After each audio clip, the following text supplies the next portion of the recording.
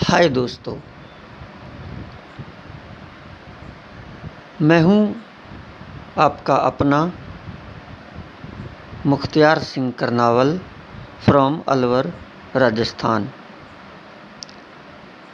दोस्तों, आज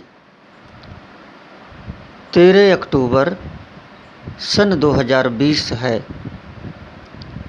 और आज मैं आपके सामने देश के हालातों के बारे में चर्चा करना चाहता हूं। और दोस्तों, मुझे नहीं लगता कि इन विचारों को सुनने के बाद आप इस वीडियो को लाइक करेंगे, क्योंकि मैं आज जितनी भी राजनीतिक पार्टियां हैं उन सभी राजनीतिक पार्टियों की सच्चाई बताने वाला हूं कि वो करती क्या हैं, उनकी विचारधाराएं क्या हैं और उनका मकसद क्या है। और रही बात आपकी, आप भी किसी न किसी राजनीतिक पार्टी से जुड़े हुए हो, या डायरेक्ट या फिर इनडायरेक्ट। या तो आप उस पार्टी के कार्यकर्ता हैं, कार्यकर्ता नहीं हैं तो आप उस पार्टी को वोट करते हैं। और इतना ज़्यादा भी अगर आप उस पर ध्यान नहीं देते तो कहीं ना कहीं मन से एक सपोर्ट ज़रूर होती है, जिसको बोलते हैं ना कि इंग्लिश में एक वर्ड बहुत अच्छा है, उसे कहा गया है सॉफ्ट कॉर्नर। तो आपके अंदर कहीं ना कहीं किसी न किसी पार्टी को लेकर एक सॉफ्ट कॉर्नर होता है कि ठीक है यार, वो आ जाए सरकार में। तो मैं तो सारी पार्टियों का चिट्ठा खोलने वाला हूँ। तो निश्चित रूप से आप भी किसी न किसी पार्टी से डायरेक्ट या फिर इनडायरेक्ट जुड़े हुए हो, या आपके अंदर कहीं ना कहीं किसी न किसी पार्टी के लिए सॉफ्ट कॉर्नर है, तो आपके सॉफ्ट कॉर्नर वाली पार्टी का भी नाम आएगा। और हो सकता है उस वजह से आप इस वीडियो को लाइक ना करें। लेकिन दोस्तों, सच कहना मेरी आदत है और सच कहे बगैर मैं रह नहीं सकता। आइए दोस्तों, शुरू करते हैं। देश के अंदर आज बहुत राजनीतिक पार्टियां हैं। कुछ 8, 10, 15, 20 पार्टियों के हम नाम जानते हैं और बहुत सारे छोटे छोटे ऐसे राजनीतिक दल हैं जिसके नाम हम नहीं जानते। लेकिन मेरा कहना ये है कि ये जितने भी राजनीतिक दल हैं, ये सारे के सारे राजनीतिक दल किसी एक वर्ग विशेष को लेकर उनकी राजनीति करते हैं। किसी एक वर्ग विशेष को लेकर, किसी एक क्षेत्र को लेकर, किसी एक जाति को लेकर, किसी एक समुदाय को लेकर सिर्फ उसको क्या बोलते हैं, उसको संतुष्ट करने में लगे रहते हैं। और बाकी जो लोग हैं उनकी याद उन्हें तभी आती है जब उनसे वोट लेना होता है।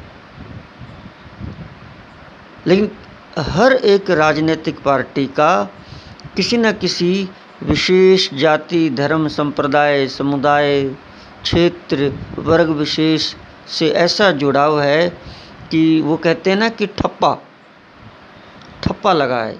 हिंदी में ठप्पा देशी भाषा में कहते हैं, और इंग्लिश में कहूँ तो टैग। किसी एक तरह का टैग लगा हुआ है उन पार्टियों पर कि हाँ, ये तो इस जाति की राजनीति करती हैं, इस धर्म की राजनीति करती हैं, इस संप्रदाय की राजनीति करते हैं। तो मैं आपके सामने बारी बारी से एक एक पार्टी का नाम लेता हूँ और मैं बताता हूँ कि वो किस किस विशेष वर्ग, जाति, संप्रदाय को खुश करने में लगे रहते हैं। बाकी वो कहते हैं ना हिंदी में, बाकी जाएं भाड़ में, बाकियों से कोई मतलब नहीं है। बाकी तो तब नज़र आएंगे जब इलेक्शन होगा, बस तब। और दोस्तों, ये जो मैं आपके सामने विचार अपने व्यक्त करने वाला हूँ, ये मेरे विचार नहीं हैं। मैं कोई इन्हें जन्म से लेकर नहीं आया। ये विचार हैं आसपास के क्षेत्र के, ये विचार हैं जनता के। क्योंकि जब कभी भी मैं जनता के बीच जाता हूँ तो मैं कान खुले रखता हूँ, मैं सुनता हूँ उनको। तो वो जनता है जिसे हम जनता जनार्दन कहते हैं, वो बातें करते हैं। हालांकि वो भी जुड़े हुए हैं किसी न किसी पार्टी से, लेकिन मेरी तरह वो भी देखते हैं कि वो पार्टी वाला तो सुन नहीं रहा, तो वो भी सत्य कह देते हैं कि हाँ, ये पार्टी तो इस विशेष जाति वर्ग की है और इसकी विचारधारा उसी पर काम करती है। हालांकि हर राजनीतिक पार्टी ने अपने अंदर सभी तरह के जातियों को रखा हुआ है, उनको टिकटें भी देते हैं। सभी तरह के जातियों के लोग उनके एमएलए भी बन जाते हैं, एमपी भी बन जाते हैं। लेकिन उन दूसरे लोगों को, वो जो उनकी विचारधारा है ना एक विशेष जाति को लेकर, उन दूसरे लोगों को उससे ऊपर उठने ही नहीं देते वो, और एक दबाव सा रहते हैं कि आपको इसी के अकॉर्डिंग काम करना होगा जो हमारी विचारधारा है। अगर वो व्यक्ति थोड़ा सा बातें करता है कि नहीं ये तो गलत है, तो फिर उस व्यक्ति को बाहर का रास्ता दिखा दिया जाता है। लेकिन आज देश को ज़रूरत है एक ऐसे लीडर की ज़रूरत है जो इन पार्टियों की विचारधाराओं से ऊपर उठकर देश की विचारधारा की बात करे। और वो ऐसा कोई नेशनल लीडर, जिसे मैं कहूँ ना कि राष्ट्रीय नेता, जो देश का नेता हो, जो किसी विशेष जाति धर्म से उसका कोई लगाव नहीं, सिर्फ उसका देश से प्रेम हो और सभी से प्रेम हो, जितने भी जातियों के लोग हैं। India needs a national leader like anything। किसी भी और चीज़ के सिवाय इस देश को एक नेशनल लीडर की ज़रूरत है। बहुत हैं ऐसे लीडर्स, बहुत हैं ऐसे नेता, बहुत हैं, कमी नहीं है। लेकिन फिर घूम फिर कर बात आती है कि वो जो विचारधाराएं हैं ना पार्टियों की, उनके बीच वो फंसे पड़े हैं, बस वहाँ से वो आज़ाद नहीं हो पाते। तो आइए मैं आपको बारी बारी से एक एक पार्टी का नाम गिनाता हूँ और मैं बताता हूँ कि उनकी विचारधाराएं क्या हैं।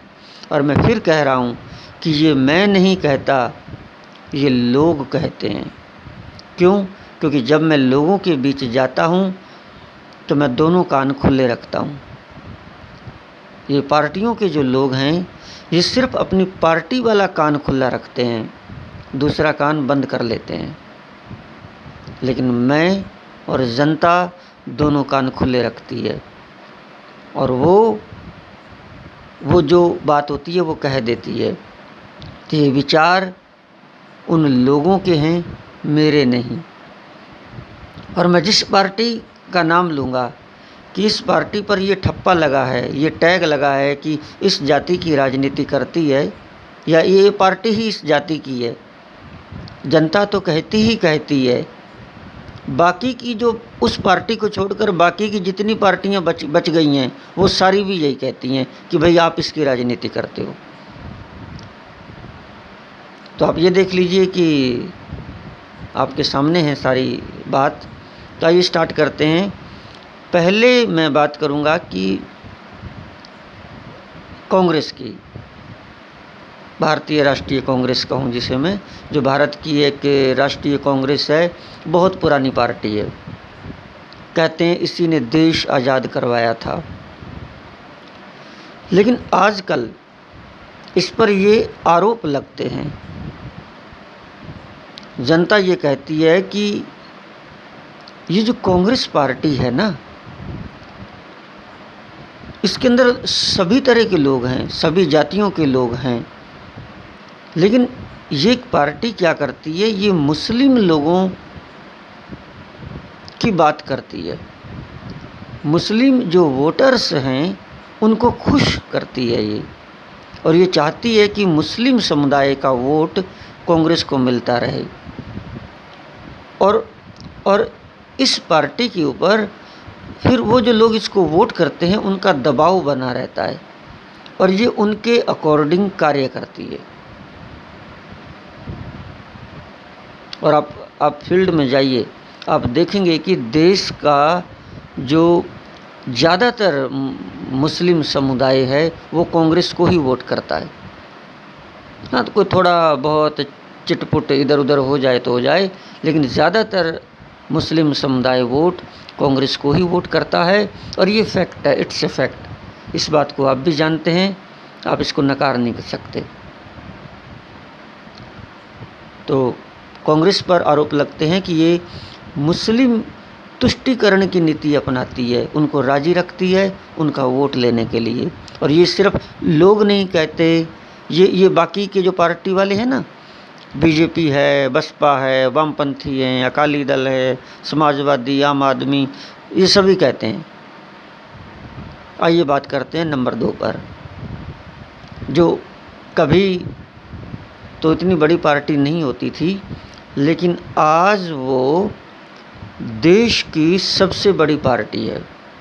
जी हाँ, आपने सही पहचाना, मैं बीजेपी की बात कर रहा हूँ, मैं भारतीय जनता पार्टी की बात कर रहा हूँ।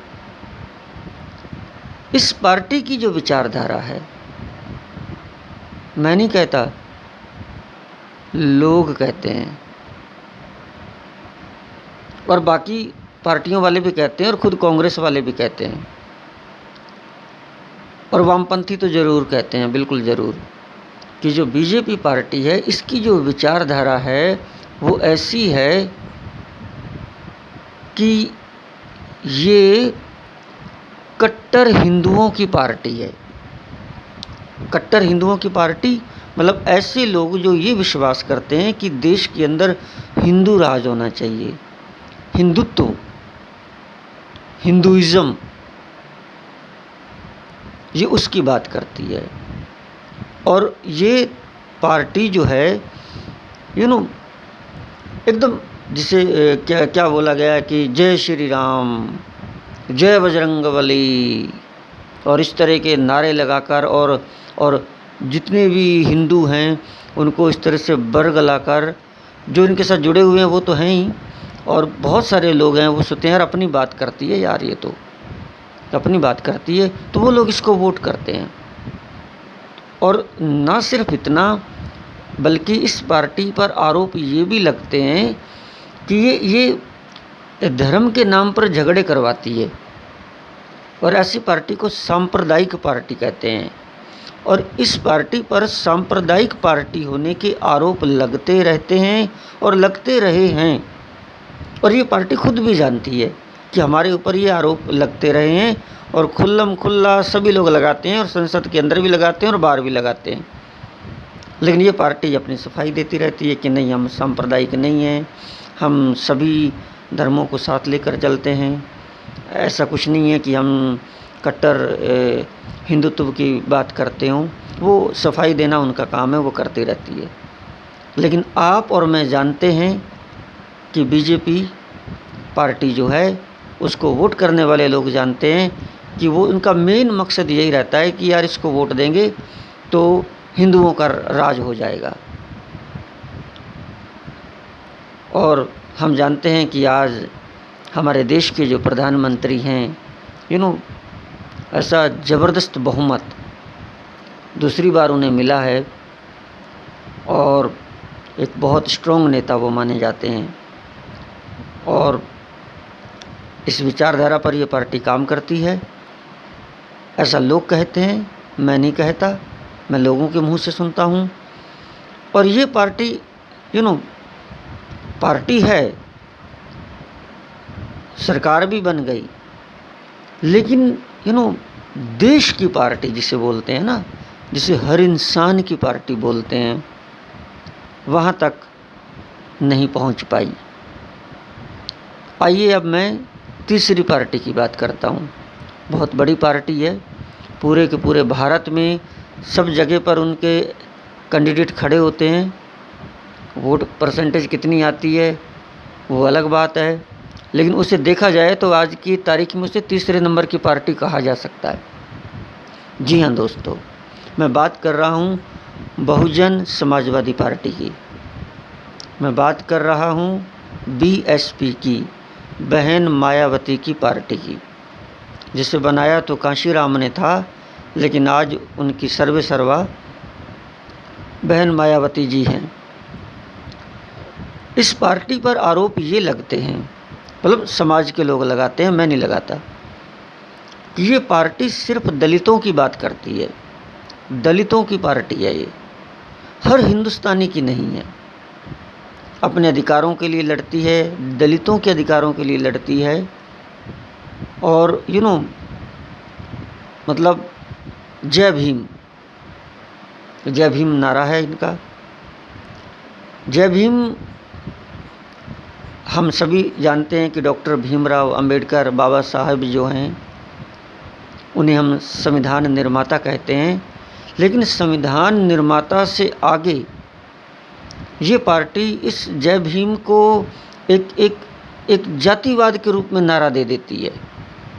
जहाँ तक संविधान निर्माता के रूप में तो ठीक है, वो तो सभी को लेना चाहिए, हम भी कहते हैं जय भीम, लेकिन उसको एक जाति के साथ जोड़ के कि भीम तो हमारे थे और जय भीम कह के, और इस पार्टी पर ठप्पा लग गया है, टैग लग गया है कि दलितों की पार्टी है।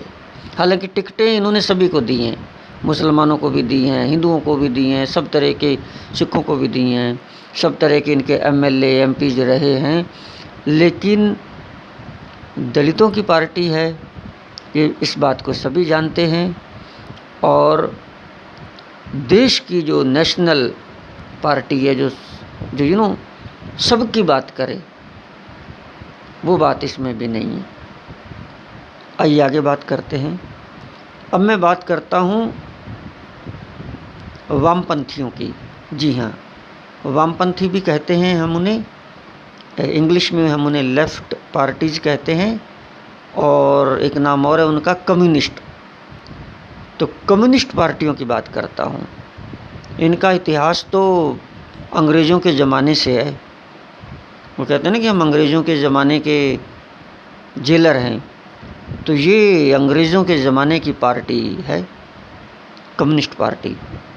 तो देश के अंदर वामपंथियों की आजकल बहुत पार्टीज़ हैं, 5-7 तो हैं ही, लेकिन 2 पार्टी उनमें मुख्य रूप से हैं जिनका मैं नाम लेना चाहूँगा।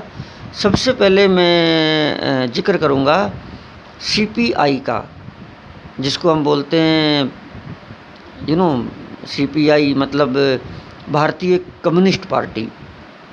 और इसका नाम आजकल बहुत ज़्यादा सुर्खियों में सीपीआई का बहुत ज़्यादा आ रहा है, क्योंकि इस पार्टी को एक ऐसा लीडर मिल गया है, एक ऐसा नेता मिल गया है जो ऐसा भाषण देता है कि सुनकर इतना मज़ा आता है, कहते हैं यार सुनते ही रहें यार। जी हाँ, आप बिल्कुल समझ चुके हो। मैं उस छात्र की बात कर रहा हूँ जो कभी जेएनयू में पढ़ता था, जवाहरलाल नेहरू यूनिवर्सिटी में पढ़ता था, और फिर वो सारी बातें हैं किस तरह से जेल गया, उनकी ज़मानत हुई, और रियली ये बात तो सच है। मैं बात कर रहा हूँ, आप समझ चुके हो, मैं बात कन्हैया कुमार की कर रहा हूँ। कन्हैया कुमार कहूँ या डॉक्टर कन्हैया कुमार कहूँ या कॉमरेड कन्हैया कुमार कहूँ,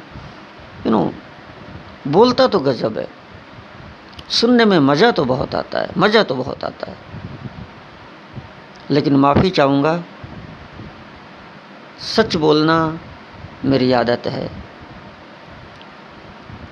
पार्टी के अंदर भी कमियां हैं और कन्हैया कुमार पर तो सीधा ही आरोप लगता है। हालांकि वो कहता है कि हम धर्म को नहीं मानते, हम जाति को नहीं मानते, लेकिन कहीं ना कहीं खुद जातिवाद का शिकार है। वो दलित है और पार्टी की विचारधारा की तो अभी मैं बाद में बात करूंगा, लेकिन कहीं ना कहीं वो खुद भी जातिवाद का शिकार है। और शायद यही वजह थी कि इस बार जो इलेक्शन हुए थे, उन इलेक्शंस में मीडिया ने कन्हैया कुमार को बहुत स्थान दिया। इलेक्शन में बहुत बड़ी कवरेज की गई थी मीडिया वालों ने जाकर, और इसमें कोई झूठ नहीं है, हम आरोप नहीं लगा सकते।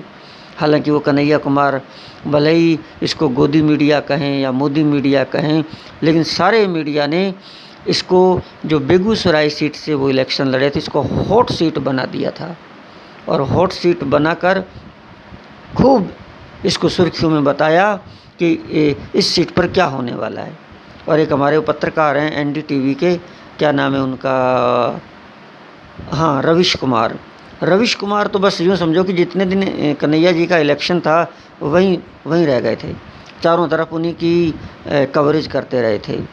और सबसे बड़ी जो न्यूज़ चैनल एजेंसी है बीबीसी ने भी बहुत कन्हैया कुमार के विषय में बताया कि आज उनका नामांकन हो रहा है, बेगूसराय पर वोटिंग हो रही है, ये हो रहा है, वो हो रहा है। और फिर उनके जब रिजल्ट काउंटिंग हुई थी तो भी सबकी आंखें इसी पर थी।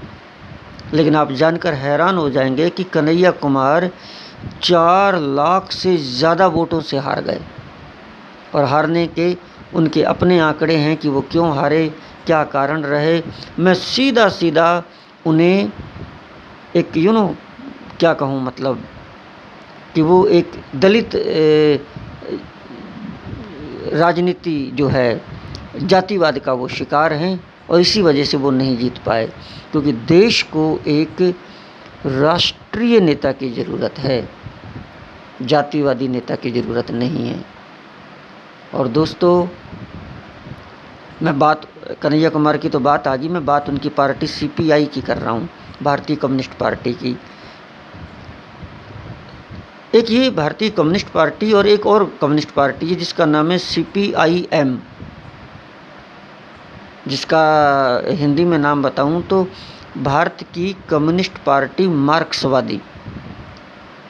वो पहली वाली का नाम सिर्फ है भारतीय कम्युनिस्ट पार्टी और इसका नाम है भारत की कम्युनिस्ट पार्टी मार्क्सवादी। तो ये कभी किसी ज़माने में एक ही हुआ करते थे, बाद में ये अलग अलग हो गए। तो इन्होंने अपने पीछे मार्क्सवादी लगा लिया कि जो कार्ल मार्क्स के विचार है ना, आप उनका पालन नहीं कर रहे हो, हम करेंगे उनका पालन। तो मतलब ये कट्टर कम्युनिस्ट, वो कम्युनिस्ट और ये कट्टर कम्युनिस्ट। मार्क्सवादी लगाने का मतलब है कि बिल्कुल हम मार्क्स के विचारों का ही प्रचार प्रसार करेंगे। तो ये जो वामपंथी दल हैं सीपीआई और सीपीआईएम के आज के जो महासचिव हैं देश के, वो सीताराम येचुरी जी हैं, बहुत बड़े विद्वान हैं, हम सभी जानते हैं। और ये 2 मुख्य पार्टियां और इनकी 4-5 और कम्युनिस्ट पार्टीज़, उनका नाम मैं लेना यहाँ ज़्यादा ज़रूरी नहीं समझता। तो ये जितनी भी वामपंथी पार्टियां हैं, 5, 6, 7 जो भी हैं, इन पर आरोप ये लगते हैं। सबसे पहला आरोप तो ये है कि ये सिर्फ मज़दूर किसान की सबसे ज़्यादा बात करती है। तो मज़दूर किसान तो कोई जाति तो है नहीं, कोई धर्म तो है नहीं, लेकिन एक वर्ग है। मैं कह रहा हूँ, मैंने पहले ही कह दिया था कि जितनी भी पार्टी हैं, कोई जाति समुदाय या फिर संप्रदाय या फिर कोई धर्म या फिर कोई क्षेत्र या फिर कोई वर्ग विशेष को लेकर चलती हैं। तो इस पर आरोप ये हैं कि ये किसान और मज़दूर की ज़्यादा बात करती है, करनी भी चाहिए, उनकी विचारधारा है। तो क्या देश में सारे ही मज़दूर किसान ही हैं और कोई है ही नहीं? अरे मिडिल क्लास भी तो लोग हैं, यू नो। अब सबकी बात करो आप, लेकिन उनकी विचारधारा है। जब उनकी विचारधारा ही, कार्ल मार्क्स ने कहा था कि विश्व के सारे मजदूरों एक हो जाओ, तो फिर मजदूरों की तो बात पहले नंबर पर है। तो फिर वर्ग विशेष में आ गए ना, पूरे देश के तो नहीं हुए आप। ये बात अलग है कि हमारे देश का जो 70% जो जनसंख्या है वो किसान और मजदूर है, लेकिन वो 70% क्या पूरा का पूरा मजदूर किसान इन कम्युनिस्टों को वोट देता है? बिल्कुल नहीं देता। आरोप इन पर और भी लगते आए हैं, और वो आरोप ये हैं कि ये धर्म के खिलाफ है, और वो खुद मानते हैं, कम्युनिस्ट ये मानते हैं कि हम किसी धर्म वर्म को नहीं मानते। आरोप ये भी है कि ये नास्तिक है, बिल्कुल भगवान को तो मानते ही नहीं है। वो खुद भी कहते हैं कि हम तो नास्तिक हैं। और दूसरे आरोप इन पर ये भी लगते हैं कि ये देश की संस्कृति के खिलाफ हैं। मतलब जो देश की संस्कृति हमारी है, जो युगों युगों से चली आ रही है, ये कहते हैं सब ढकोसला है। रामायण है, महाभारत है, और जो भी हमारी संस्कृतियां हैं, कहते हैं सब ढकोसला है। ये भी इन पर आरोप लगते हैं। और आरोप इन पर एक ये भी है कि ये बीजेपी की जमकर बुराई करती है। क्यों? क्योंकि बीजेपी ये जो धर्म वगैरह है इसको बहुत ज़्यादा मानती है, और वामपंथी इनको मानते नहीं। और वो धर्म का प्रचार प्रसार करते हैं बीजेपी वाले, और ये उसका विरोध करते हैं। तो वो प्रचार प्रसार करेगी, अपने धर्म को बढ़ावा देगी, तो उसको सांप्रदायिक कह दिया। ये उसका विरोध करेगी, नहीं हम आपको धर्म का प्रचार प्रसार और इतना आपको धर्म के नाम पर हम कट्टरपन नहीं करने देंगे, हम आपका हिंदुत्व नहीं चलने देंगे, ये उसका विरोध करते हैं। इन दोनों में एक तरह से क्या कहूँ मैं, युद्ध तो नहीं कह सकता, लेकिन वाद विवाद और आलोचनाएं चलती रहती हैं इनमें। तो ये आरोप हैं वामपंथियों पर। और सबसे बड़ा एक आरोप और भी है कि ये पार्टी अनुशासनहीन है, इसका कोई अनुशासन ही नहीं है। अरे सर क्या बात कर रहे हो, कम्युनिस्टों का तो बहुत बड़ा अनुशासन है। कम्युनिस्टों का अपना तो अनुशासन है जो उन्होंने अपनी पार्टी के अंदर बनाया हुआ है, वो तो उनका अनुशासन है, देश के संविधान को भी मानती है, लेकिन जो सामाजिक अनुशासन है ना, उसको नहीं मानती। जो समाज में पिछले क्या कहूँ कि हजारों सालों से जो संस्कृतियाँ चली आ रही हैं, जो बातें चली आ रही हैं, उनका ये खंडन करते हैं, उनको नहीं मानते, कहते हैं सब ढकोसले हैं, हम नहीं मानते। जो बहुत बड़े तजुर्बे से लोगों ने बातें बनाई हैं कि हाँ इंसान का स्वभाव ऐसा होता है, ऐसा होता है, उसको बिल्कुल नहीं मानते। और उस अनुशासन को नहीं मानते, मतलब सामाजिक अनुशासन को नहीं मानते। बाकी इनका खुद का तो बहुत बड़ा और बहुत स्ट्रॉन्ग और बहुत कट्टर संविधान है, वो तो है, हम जानते हैं। तो अपने संविधान को तो मानते हैं पार्टी के, अपने देश के संविधान को भी मानते हैं, लेकिन जो भी अन्य समुदायों के सामाजिक संविधान हैं उनको नहीं मानते। पंचायतें तो उनको खाप पंचायतें वगैरह कहते हैं। और एक आरोप और भी है इन पर, एक और भी आरोप, और वो ये कि ये इक्वलिटी, समानता की बात करती है, करनी भी चाहिए। समानता तो अच्छी बात है, ये तो समानता का अधिकार तो हमें भारत ने संविधान में, हमारे मूल अधिकारों में है इक्वलिटी का अधिकार। लेकिन ये उसको थोड़ा लोगों के आरोप ये हैं कि ये समानता का मतलब सबको बराबर कर देती है।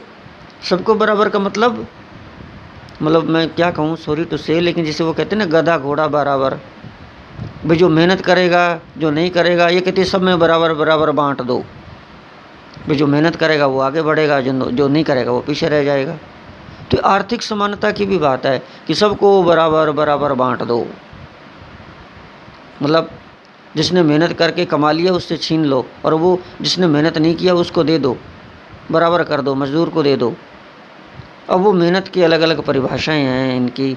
वो वर्ग संघर्ष हो गया ना, एक सर्वहारा वर्ग हो गया है ना मजदूरों का, और एक पूंजीपतियों का वर्ग हो गया।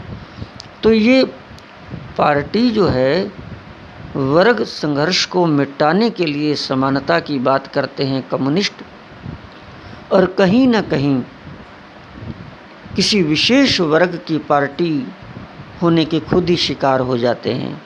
ये आरोप इन पर बाकी सारी पार्टीज़ वाले लगाते हैं, बीजेपी वाले भी लगाते हैं, कांग्रेस वाले भी लगाते हैं, सब लगाते हैं। तो वो खुद भी मानते हैं कि हमारी तो विचारधारा ही यही है। अब देश को तो वो चाहिए जो सबकी बात करे। किसी विशेष वर्ग की बात करने वाला तो फिर देश का नेशनल लीडर तो नहीं बन सकता। खैर छोड़िए, वामपंथियों पर बहुत बातें हो गई।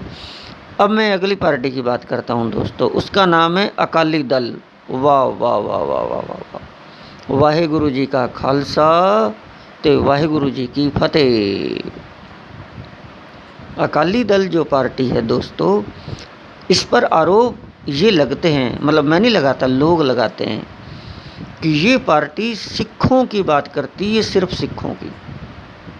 हालांकि पंजाब में है ये पार्टी, और भी धर्मों के लोगों को टिकटें देते हैं ये, पंजाबी वगैरह जो हैं, पंजाब में तो सभी ज़्यादातर लोग पंजाबी हैं, लेकिन सिखों की ज़्यादा बात करती है ये। और नाम से ही पता चलता है भी अकाली दल मतलब सिखों की पार्टी। तो इस पर भी कहीं ना कहीं एक विशेष धर्म की पार्टी होने के आरोप लगते आए हैं। और आगे बात करता हूँ समाजवादी पार्टी। आहा, समाजवादी पार्टी के मुखिया हैं मिस्टर मुलायम सिंह यादव, जिसकी यूपी में कभी तूती बोलती थी और आज तूती बोलती है उसके पूरे परिवार की, जिसमें उनका लड़का है अखिलेश यादव। तो इस पार्टी पर भी यही आरोप है कि ये यादवों की पार्टी ज़्यादा है यूपी में, यूपी के अंदर। और अपना पूरा परिवारवाद क्या कहते हैं, मतलब यादव क्या परिवारवाद, जिसमें बेटा है, चाचा है, बहुएं हैं, सबको टिकट दिलाकर एमपी बना रखा है और पूरी एक परिवार का कब्जा है।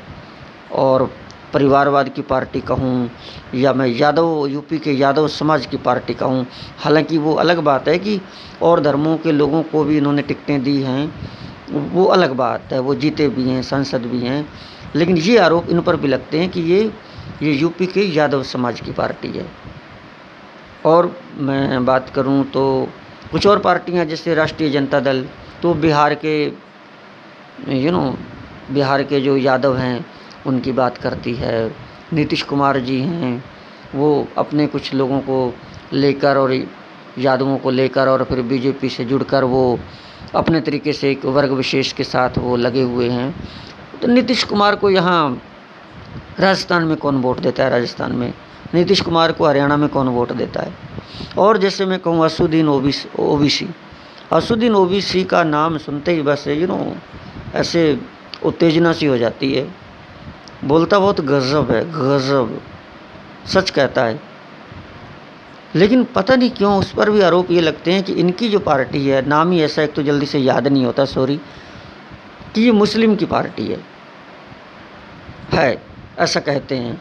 अब है नहीं है, लेकिन उन्होंने असुद्दीन ओबीसी साहब ने अपनी कुछ इमेज ही ऐसी बना रखी है,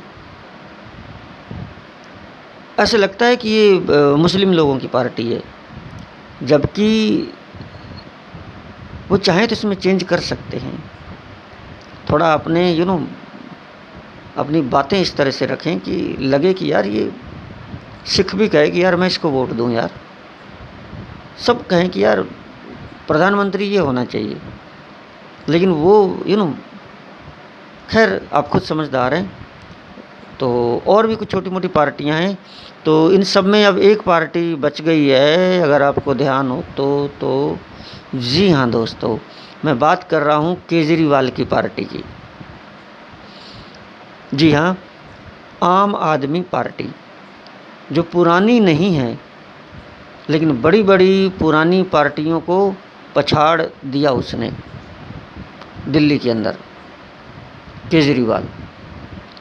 तो मैं कोशिश करता हूँ, मार्केट में सुनता हूँ कि केजरीवाल की भी ढूंढूं कि ये किस जाति की पार्टी है, किस विशेष धर्म संप्रदाय की पार्टी है, किस विशेष वर्ग की पार्टी है। लेकिन मार्केट में दोस्तों मुझे ऐसा कुछ नहीं लगा कि किसी ने कहा हो कि केजरीवाल की पार्टी, आम आदमी पार्टी इस जाति की है। सिर्फ एक ही मुझे ऐसी पार्टी मिली है जो किसी विशेष वर्ग की पार्टी नहीं, जिसको लोग कहते हैं कि यार वो केजरीवाल प्रशासन की बात करता है कि अच्छा प्रशासन हो, सुशासन की बात करता है, भ्रष्टाचार मिटाने की बात करता है, जनता की बात करता है। और शायद यही उनका जलवा है कि वो क्या बोलते हैं, फर्श से अर्श पर पहुंच गया वो। कोई उसका ऐसा नहीं कि पिताजी राजनीति में हो या कुछ। और आप खुद देखिए कि कितनी जल्दी वो तीसरी बार दिल्ली का मुख्यमंत्री बन गया है। और लोग तो ये भी कहते हैं कि आने वाले समय में वो नेशनल लीडर जिसकी मैं बात कर रहा हूँ वो भी हो सकता है और वो प्रधानमंत्री भी बन सकता है। ऐसा कहते हैं लोग, बड़े बड़े न्यूज़ चैनल्स कहते हैं कि जब कभी भी प्रधानमंत्री के बारे में विचार होता है कि आने वाले समय में कौन कौन हो सकता है, तो लोग ये भी कहते हैं कि केजरीवाल को भूल मत जाना। It's a fact. क्योंकि केजरीवाल पर किसी एक ही पार्टी मुझे मिली जिस पर किसी जाति के आरोप नहीं लगे। वो सुशासन की बात करता है, जनता की बात करता है। और इसी वजह से जो अंग्रेज़ों के ज़माने की पार्टीज रही हैं, कांग्रेस है, वामपंथी हैं, सबको पछाड़ दिया उसने और दिल्ली में राज किया और उसका सिक्का चल गया तो पूरे देश में भी राज करेगा वो। बस ऐसे ही सच्चाई है। देखो, मैं कोई यहाँ आम आदमी पार्टी का कार्यकर्ता नहीं हूँ,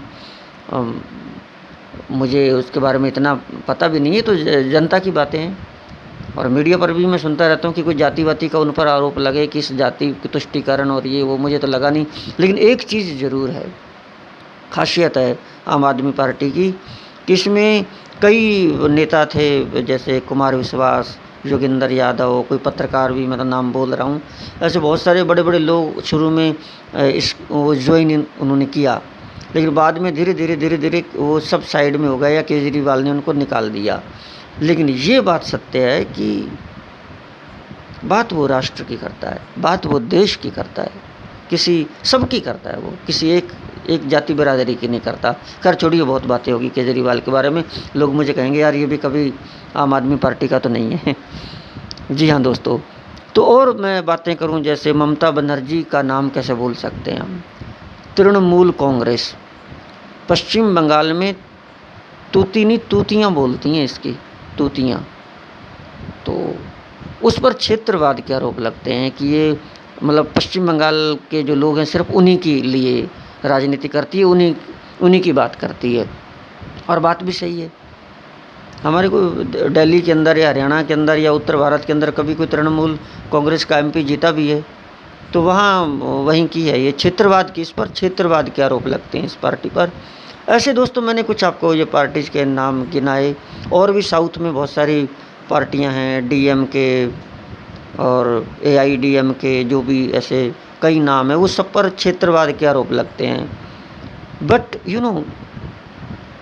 भारत देश को पार्टियां तो खैर हैं, उनकी पार्टियों की विचारधाराएं हैं और जो उनकी विचारधाराएं हैं वो उसी पर काम करेंगे।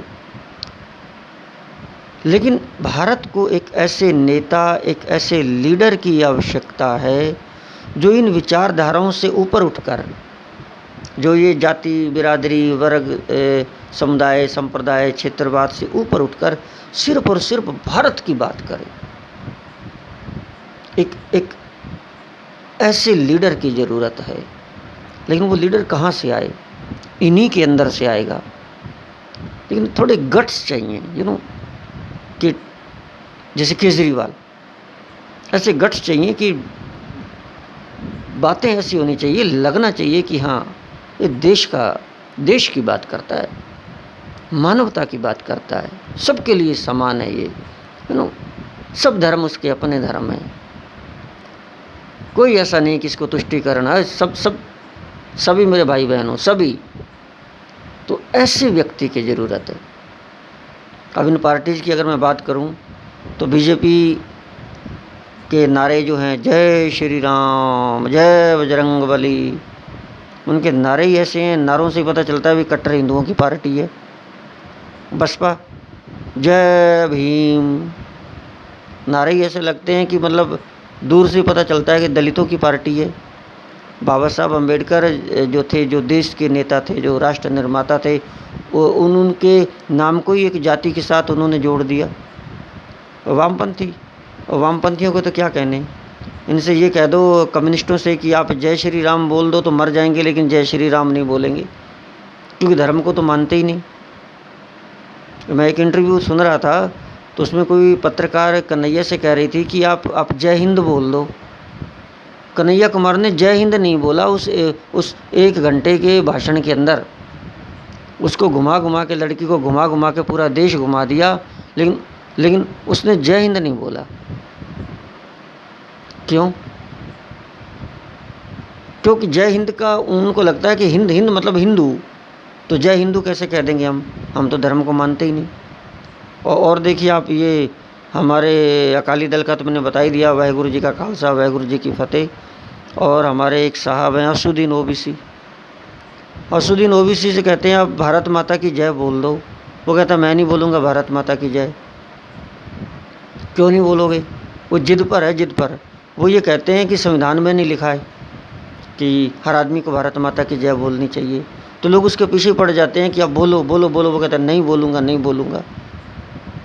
कोई भारत माता की जय बोलने के लिए तैयार नहीं है, कोई जय श्री राम बोलने के लिए तैयार नहीं है, कोई कुछ बोलने के लिए तैयार नहीं है। और हमारे कम्युनिस्ट भाई साहब तो बोलते हैं लाल सलाम। और वो लाल सलाम उनका नारा ही ऐसा है कि जिसको भी मिलेंगे आपस में मिलेंगे लाल सलाम लाल सलाम। अब लाल सलाम उनके हिसाब से तो बहुत बड़ा पवित्र नारा है। मतलब लाल मतलब रेड की बात कर रहे हैं, और सलाम मतलब हम सलाम की बात कर रहे हैं। तो आपस में लाल सलाम करते हैं, तो पता लगता है यार ये अलग से क्या चीज़ है। हालांकि वो उनका उसके पीछे तर्क ठीक है, क्योंकि मज़दूरों पर जब गोलियां चली थी तो उनके कपड़े खून से लाल हो गए थे, तो मज़दूरों की बात करती है। लेकिन उन्होंने उस लाल को नारा ही बना लिया, लाल सलाम। दूर से पता चलेगा भी कम्युनिस्ट है भाई, वामपंथी है भाई। तो हो गया ना, एक अलग से उनकी पहचान हो गई। इस कम्युनिस्टों पर तो विदेशी पार्टी होने का भी आरोप लगता है, क्योंकि उनके जितने भी लीडर्स हैं, कार्ल मार्क्स हैं, लेनिन हैं, स्टालिन हैं, मतलब उन्हीं की मूर्तियां वगैरह, उन्हीं के फ़ोटो वगैरह लगाते हैं। तो कहते हैं यार ये तो विदेशी विचारधारा है, ये भारत की विचारधारा ही नहीं है। तो ये उनका है रवैया कहूँ या उनकी विचारधारा कहूँ। और हमारी कांग्रेस ये चुप रहती है, मौन रहती है। बहुत सारे मुद्दों पर ये वोट की तुष्टीकरण के चक्कर में ये मौन रहती है, लेकिन मुस्लिम लोगों का वोट लेने के लिए कहते हैं इसी वजह से चुप रहती है। तो दोस्तों, ये जो भी बातें थी ये मेरी बातें नहीं हैं। मैं कोई इन्हें माँ के पेट से नहीं लेकर आया, या मैंने कोई जन्म से ये विचार मेरे साथ नहीं आए। ये तो मार्केट में जनता बातें करती है, और मैं दोनों कान खुले रखता हूँ। और मुझे लगा कि यार ये ऐसा है, और ये डिपेंड करता है आपके ऊपर कि आप कैसा सोचते हो इस बारे में। तो दोस्तों, सच्चाई तो यही है। हो सकता है आप किसी भी एक पार्टी के साथ जुड़े हुए हों, मैं भी तो जुड़ा हुआ हूँ किसी न किसी से, लेकिन सच्चाई यही है। और देश को ज़रूरत है एक राष्ट्रीय नेता की। अरे बुलवा लो ना जो बुलवाना है, जय हिंद बुलवा लो, बोल देंगे। भारत माता की जय 100 बार बोलेंगे, जय श्री राम बिल्कुल बोलेंगे, जय श्री कृष्ण बोलेंगे, क्यों नहीं बोलेंगे। जय भीम बुलवा लो, बोलेंगे। बीजेपी वालों से बोल दो कि अब जय भीम बोलो ना, मर जाऊंगा मैं नहीं बोलूँगा जय भीम। कुछ भी बुलवा लो, वाहेगुरु जी का खालसा वाहेगुरु जी की फतेह बोल देंगे। अरे जब हम सभी अपने लोग हैं, सबके नारे अपने हैं, है ना, देशवासी हैं, सबके धर्मों की रिस्पेक्ट करो, बोल दो जो बुलवाना है। नहीं, ये तो मैं बोलूँगा नहीं, कसम खा रखी है। अब कसम खा रखी है तो फिर आप नेशनल लीडर कैसे बनोगे आप। तो देश को नेशनल लीडर वो होता है जो पूरे देश की जनता का लीडर होता है, किसी वर्ग विशेष का नहीं। तो दोस्तों, इसी वजह से मैं कह रहा था कि हो सकता है आप भी बीजेपी को वोट करते हो, कांग्रेस को करते हो, कम्युनिस्टों को करते हो, समाजवादी, आम आदमी पार्टी, बसपा या फिर Congress, Asaduddin Owaisi, Mamata Banerjee, DMK, AIADMK, sorry, जो भी हो, तो आप भी किसी को करते होंगे, तो उसमें लगा होगा कि यार ये तो हमारी पार्टी के बारे में ऐसा कह रहा है। लेकिन दोस्तों, ये फैक्ट है, ये सच्चाई है, और इसको आप भी बहुत अच्छी तरह से जानते हैं। और मैं उम्मीद करूँगा कि इन्हीं पार्टियों के अंदर से कोई ऐसा लीडर निकले जो जो जो भारत की बात करे, जो देश की बात करे, जो हिंदुस्तान की बात करे, और जो देशवासियों की बात करे, और ऐसा नेशनल लीडर को जनता भी देख रही है कि कोई यार ऐसा आए सामने, लेकिन आता नहीं है। जब आता नहीं है तो जनता भी निराश हो जाती है, कहती चलो वोट तो करना है, कर ही दो। लेकिन जिस दिन ऐसा लीडर आ गया, ये सच है कि सारी की सारी जनता पलट जाएगी। चाहे वो किसी भी पार्टी को वोट करती है, किसी के सपोर्ट करती है, कहीं सॉफ्ट कॉर्नर है, लेकिन अगर ऐसा लीडर कोई जनता को दिख गया, नज़र आ गया, तो फिर छोड़ देंगी सारी जनता, सब विचारधारा को भूल जाएगी और लग जाएगी उस नेता के साथ। तो मैं इसी उम्मीद के साथ कि कोई ऐसा लीडर आए इन्हीं पार्टियों से निकलकर, जो देश की बात करे और अपनी खुद की पार्टी बना ले, छोड़ दे इन वार्टियों को, इनकी विचारधाराओं को। इनकी विचारधाराओं से ऊपर उठकर भी तो एक विचारधारा है मानवता की और देश की, उस पर काम करे कोई। तो खैर दोस्तों, ये विचार मेरे मन में पब्लिक से सुनते सुनते कई दिनों से चल रहे थे, तो मैंने कई दिन से सोच रहा था मैं आपके साथ शेयर करूं। मैंने आपके साथ शेयर किए, और मैं हूं आपका अपना मुख्तियार सिंह करनावल फ्रॉम अलवर, राजस्थान। दोस्तों, अगर ये विचार आपको अच्छे लगे हों तो फिर अच्छी चीज़ तो अच्छी होती है, फिर तो निश्चित रूप से आपके जो दोस्त हैं उनको भी अच्छे लगेंगे। अगर अच्छे लगे हों तो प्लीज़ इस वीडियो को शेयर ज़रूर कीजिएगा, ताकि ज़्यादा से ज़्यादा लोगों के बीच ये बातें पहुँचें, और ऐसे कोई इन्हीं पार्टियों में से कोई ऐसा नेता निकले। इन्हीं पार्टियों में ऐसे ऐसे लीडर हैं जो बड़े बड़े मंत्री पद पर हैं, एमपी हैं, बहुत पैसे वाले हैं।